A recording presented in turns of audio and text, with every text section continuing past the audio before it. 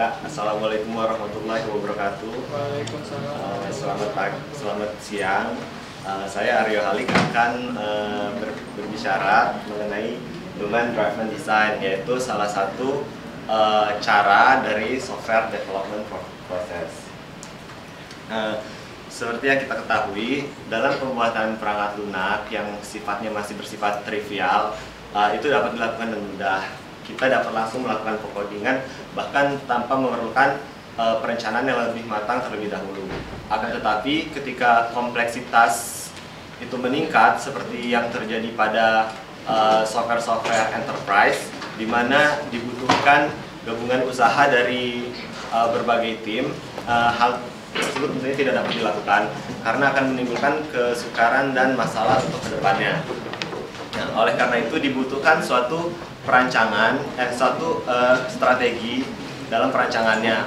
Nah, salah satu cara pada software development process untuk mengatasi hal tersebut adalah dengan menggunakan domain driven design.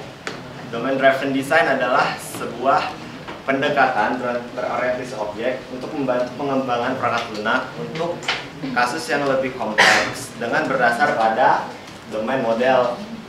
Domain dalam hal ini adalah aktivitas pengguna yang dipetakan ke dalam aplikasi, atau dengan kata lain, domain ini adalah wilayah di mana user dapat memanfaatkan aplikasi. Nah, pada domain driven design ini, domain ini merupakan hal yang terpenting karena di dalam domain ini semua aturan-aturan dan bisnis logik mengenai software yang akan dikembangkan terdapat di dalamnya. Nah, akan tetapi domain ini tidak dapat langsung dituangkan ke dalam code begitu saja. Kita perlu memodelkannya terlebih dahulu, dan sebelumnya kita perlu mempelajarinya terlebih dahulu melalui pihak yang expert terhadap domain tersebut. Namun pada kenyataannya antara domain expert dan developers itu memiliki bahasa atau istilah tersendiri gitu dalam mendefinisikan sesuatu dalam sebuah project. Nah, terlebih ketika bekerja pada suatu project yang besar di mana pekerjaan antar tim itu biasanya dilakukan secara paralel sehingga masing-masing tim mempunyai tugasnya sendiri, komunikasi itu menjadi suatu hal yang terpenting. Apabila terjadi miskomunikasi antara anggota tim, tentunya itu akan berakibat buruk pada saat implementasi. Oleh karena itu, pada domain driven design disediakan sebuah cara atau bahasa yang untuk menghubungkan antara anggota tim terhadap aktivitas yang terdapat dalam proyek tersebut. Bahasa tersebut dikenal dengan nama ubiquitous language. Setelah knowledge mengenai domain didapatkan, lalu selanjutnya domain tersebut dapat dimodelkan. Terdapat beberapa cara untuk melakukan pemodelan. Salah satunya itu UML ya, yang sering digunakan. Akan tetapi UML menjadi tidak efektif ketika elemen-elemen terdapat dalam proyek tersebut semakin besar atau banyak. Oleh karena itu pada domain driven design itu menggunakan konsep pemodelan yang berdasarkan pada model. Nah, berikut terdapat beberapa konsep dari model driven design. Yang pertama itu layer arsitektur. Maksudnya di sini adalah jadi layer arsitektur ini memisahkan tugas-tugas dari fungsinya masing-masing. Jadi di mana setiap layer-layer ini memiliki tanggung jawab dan tugasnya masing-masing. Hal ini penting dilakukan karena ketika terjadi suatu perubahan maka akan mudah untuk dikelola.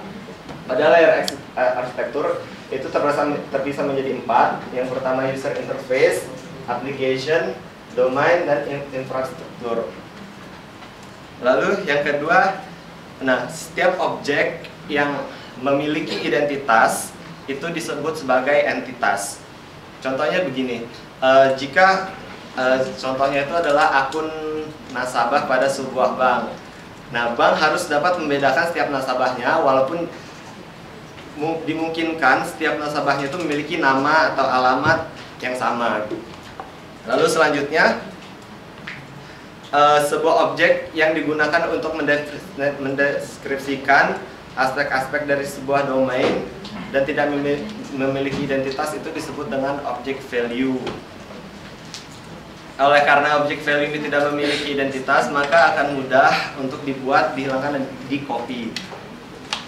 Lalu selanjutnya, yang tidak termasuk ke dalam kategori entitas ataupun objek itu dikategorikan sebagai service. Service ini merupakan proses yang penting dan dia berdiri sendiri. Contohnya, transfer uang dari satu akun ke akun lainnya. Jika fungsi transfer diletakkan kepada akun, maka hal itu akan menyebabkan terjadinya pembengkakan memori. Oleh karena itu, untuk fungsi transfer sendiri itu dibikin satu fungsi tersendiri, yaitu dikategorikan ke dalam service. Selanjutnya, aggregate. Aggregate ini merupakan koleksi dari objek-objek yang terikat bersama ke dalam sebuah entity root. Nah, aggregate root ini menjamin konsistensi apabila terjadi perubahan dalamnya. Selanjutnya, repository. Pada domain driven design, database itu disebut sebagai repository.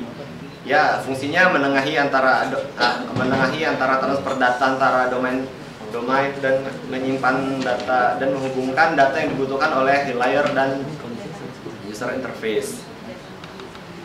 Berikut adalah beberapa software yang mendukung domain driven design. Ada Active Source, itu merupakan plugin dari Eclipse dan sebagainya. Dan ini referensi dari presentasi saya.